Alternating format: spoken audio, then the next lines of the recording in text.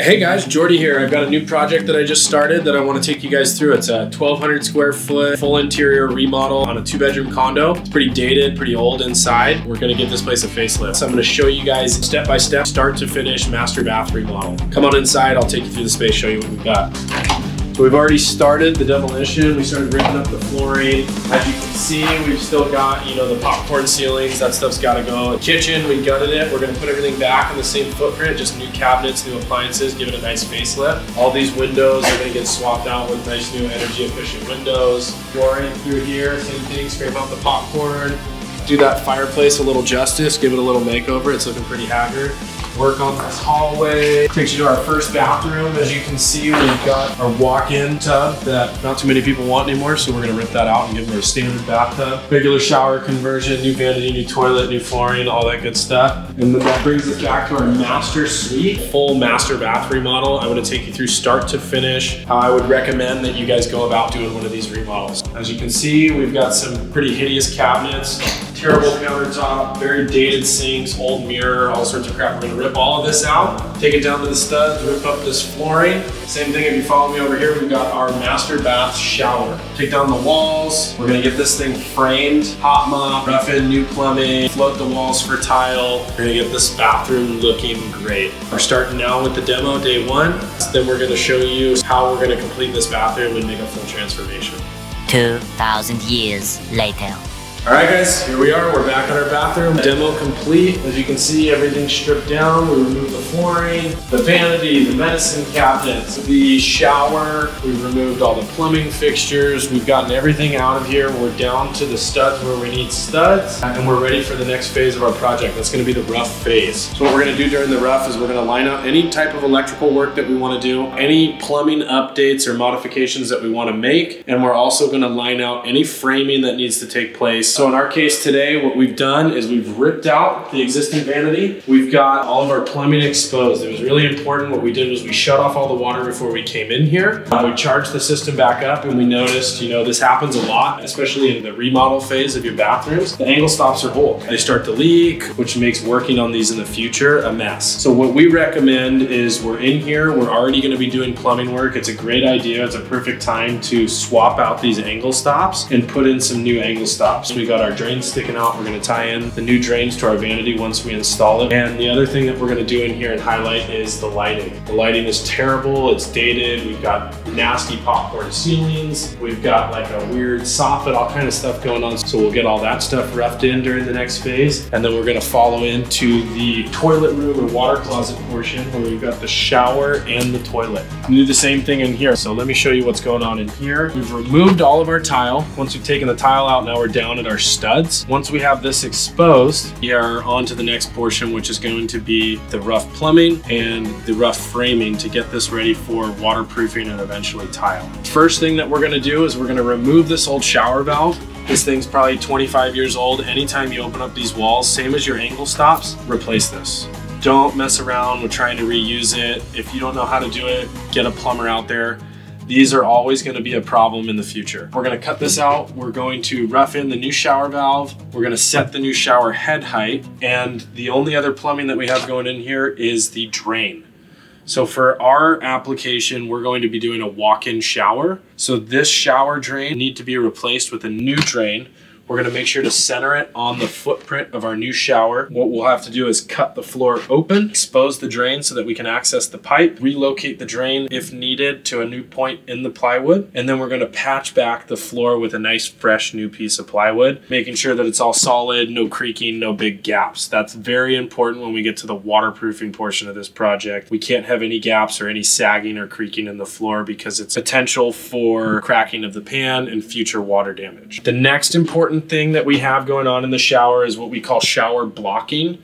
This gets us ready for our hot mop application, which is our waterproofing. Same as our drain, we need to make sure that all these blocks As you notice down here, you can see the black on there already. This was previously hot mopped. We're going to refix these blocks. If we can reuse them, we'll reuse them. If they're too damaged, like this guy over here, we're gonna rip those out and replace it with a new one. You need to be a minimum, safe height is about 6 inches above the bottom of your pan. Two things that you can consider at this point in your process are shower features, as I'd like to call them, as far as framing. So very popular, very common is going to be a shower niche or a soap niche for shampoo bottles, a razor, any of that kind of stuff. This is the point in the project where you can locate in your shower where you would like to place that. We'll modify the framing and frame in that soap niche so that we're ready for it. The other option are benches, corner bench, square bench. This shower's not gonna have one. It's a little bit smaller, 3x5. It's kind of a standard size. And then lastly, in order to complete this waterproofing, what we're gonna do is put what we call a shower damp or dam. This holds the water in. We build up the exterior or the furthest point on this shower for a curb so that we can tile up and it gives the water somewhere to trap. So what we do is along this line, you can see here, we're gonna take typically 3 2x4s. This flooring is actually built up. It's got a lightweight concrete above. So we're gonna do one more 2x4 on top of that. We'll do 4 here. That's going to give us a shower damp or curb that allows our waterproofing, the hot mop like we talked about, to come up and waterproof over the top of that, making sure that this pan is completely watertight and leak proof. All right, guys, so now that we've highlighted all of our features, we've got our rough electrical plan. We're gonna add some can lights, make sure that the space is lit nicely. We're going to relocate our shower valve, shower head, recenter our drain if needed, update all of these plumbing fixtures while we're in here, it's exposed. We're going to frame our blocking around the bottom. We're gonna frame our curb, and we're gonna do a soap niche. So stay tuned, we'll show you what the shower looks like after the rough portion. All right, guys, we're back over here at our bathroom remodel that we've been working on. We left off needing to get the shower framed and the plumbing roughed in so that we were ready for waterproof. We finished the framing, we finished the rough plumbing. We went ahead and hot mopped today, so it's smelly. I can smell it, you can't smell it, but it's nice and stinky. Let's show you what that looks like. So here's our shower. We framed our niche. This is gonna be like a recessed soap area that we can store bottles, razors, different soap bars, all sorts of stuff like that, shampoo. And then we roughed in our shower valve. This here is the valve for the shower. This is a diverter valve, and this is the rainfall head. So the way that this functions is we're gonna have the shower valve trimmed out. It's going to have a rainfall shower head that comes on like your standard shower. And then you can hit the diverter valve on there, and we're gonna have a handheld. So we'll actually have a wand application in here as well. If you're doing the bathroom, it's strongly recommended. Everybody's doing it that way these days, and it comes out really nice. It gives you the added feature, and it's not really much more expensive. The other thing that we did was we roughed in our new drain. We like to use a 4-inch square drain. This is an adjustable drain height because we're gonna pack the pan later. So make sure that you get an adjustable drain body. You can rough in the drain valve. This one was ABS, which is the 2-inch black pipe that you guys see. We made the connection, we attached it to the subfloor. So we cut open the subfloor, patched it all up, ready to go. Now we've got our hot mop application. That's our waterproofing membrane for this shower pan. It's recommended in 99.9% of circumstances. Actually, I'm not. Recommended in 110% of applications to waterproof your pan. It's very important to do this step of the process for your shower, as tile and whatever application you use on top of the tile is a porous membrane. Water's always gonna get through. What this pan serves as is the catch basin for all the moisture that goes through, and it'll take it into the drain so that you don't get mold, dry rot, you know, your shower won't fail and you won't piss off your neighbors below you, or you won't fall through your shower Christmas morning. So what they did was we blocked out the shower. This is a California application. We call this hot mop. It's a combination of sand, building paper, and tar to make a continuous solid membrane that is waterproof for a shower. So what they did was they wrapped all the way around with building paper. They tack that in, and then they come in with their big stinky smelly bucket of tar, and they mop that with a hot mop. That's where they get the name. They mop that tar all over this surface, and it seals the pan of your shower. So the next step here is we're gonna let this dry. We're gonna fill it up with water. We'll test it, obviously. We wanna make sure that before we cover it, that our pan is in fact working as it's supposed to. We're gonna test the water, make sure it's holding. If it is, we're gonna get ready to start setting tile. That means we're going to waterproof the rest of the shower walls, lath the shower, and we're going to do a float application. The float application is a scratch and brown similar to stucco. You're going to have a cementitious membrane that goes over the top of your waterproofing. So stay tuned. Next time we're back here, we're gonna show you what that float looks like, and we'll get ready for our tile selection. Later.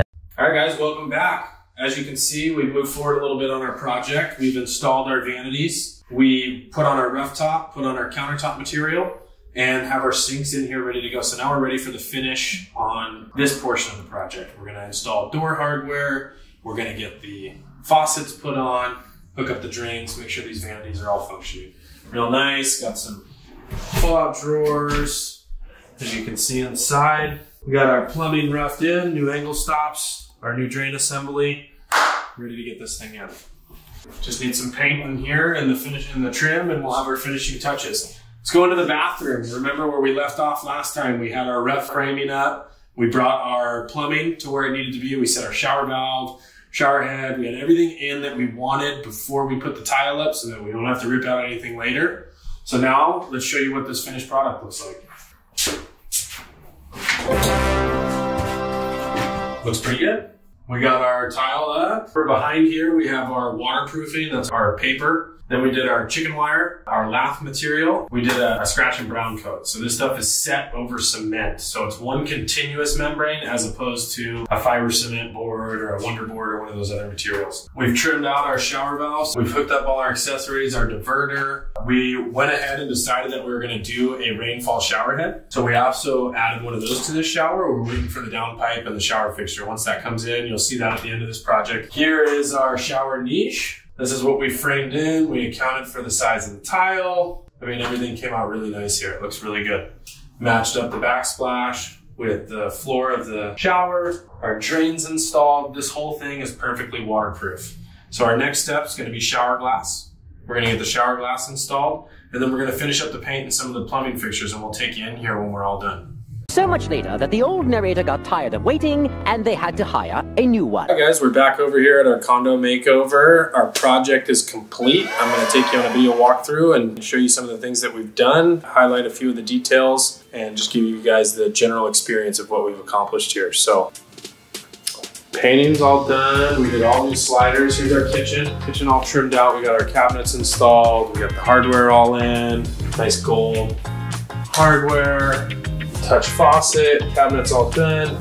Nice new vinyl windows throughout. We updated the project. That's a very nice detail to add to this home. It had metal single pane windows before. Got the double pane, controlling the climate a lot better. It's a very nice upgrade if you can afford to do that. All new appliances, you know, and then we can go over into the living room. Remove some of the handrails, give ourselves a nice open feeling for the step up. Vinyl floors throughout. Fresh paint everywhere. Got a bookshelf, fireplace. Here's some more of the windows. We did the windows all the way throughout. If you'll notice, we took the time and we did a nice, these are retrofit windows because of the nature of the exterior of the home. But a really nice upgrade instead of having the vinyl strip all the way around is we furred out these openings with some wood backing and did nice drywall returns to all these windows. So from the interior, they look like new construction windows, much higher quality and a better visual aesthetic. So let's go take a tour of those bathrooms. Open this space up. We had the doorway before, made it feel really tight, really crammed. We've done a good job of opening that all up. Bathroom number one right here. Go in here, it's a little bit tight, but we've got our floating vanities, done our new hardware, new mirrors, accents, towel bars, all that kind of stuff. Our shower behind it, shower tub combo. Nice deep soaking tub, very clean white tile. Schluter trim, tile baseboard. It's a really good finished product. Now the master suite. This is the big makeover in here. We've opened up this space, new windows, very minimalist if you can tell. It's nice accenting with the decorating. We've got our curtains, very pretty lampshade. Now we've got our built-out closet. Open and exposed to the space, it just makes it feel less tight. We had the big old mirrored closet doors on here, clunky and didn't function too well. So we've opened this space up and it just makes it feel much brighter Vanities are all installed and trimmed out. Mirrors, we've got our lighting. Medicine cabinet again. Everything here is on dimmer switches, so we're able to adjust the amount of light. And then our final finished product for the master bath. Come on in. Nice tile surround. We did a single fixed panel on the glass. No door into this. Got our rainfall shower head. There's our soap niche. Came out really good. As you can see, it fits everything. We did a solid stone for the curb of the shower. So it's one continuous piece. We don't have the seams with the tile. It's also another nice little accent piece for this bathroom. Give it a little bit more character for a small space. But yeah, we're all done over here on this project. We've done a complete makeover. Let us know what you think.